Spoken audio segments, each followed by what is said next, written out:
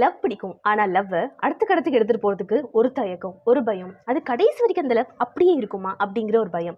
So commitment அப்படிங்கிற ஒரு பேரை கேட்டாலே தயங்கி ஓடுற ஒரு பையன். அப்படிப்பட்ட பையன் லவ்ல விழுது, ரிலேஷன்ஷிப்ல கமிட்மெண்ட்ஸ்ல இருந்தா அவனோட கதை எப்படி இருக்கும் அப்படின்னு சொல்லக்கூடிய படம் தான் ஸ்வீட் ஆர்.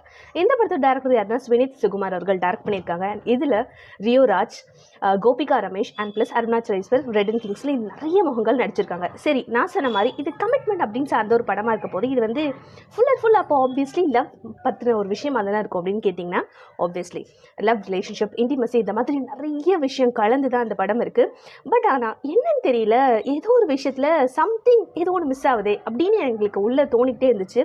பிகாஸ் என்ன ஒரு எதிர்பார்ப்பு எங்களை கொடுத்துட்டாருன்னா, ஒருவேளை ஜோ படத்துல ரியோராஜ் அவர்கள் நடிப்போ இல்ல கதைக்களமோ ஒன்னா அமைஞ்சிட்டதுனாலயோ இந்த ஸ்வீட் ஆர்ட்ல வந்து அதே மாதிரி அமையலையோ அப்படிங்கிற ஒரு சின்ன டிசப்பாயின்மெண்ட் மட்டும் இருந்துச்சு.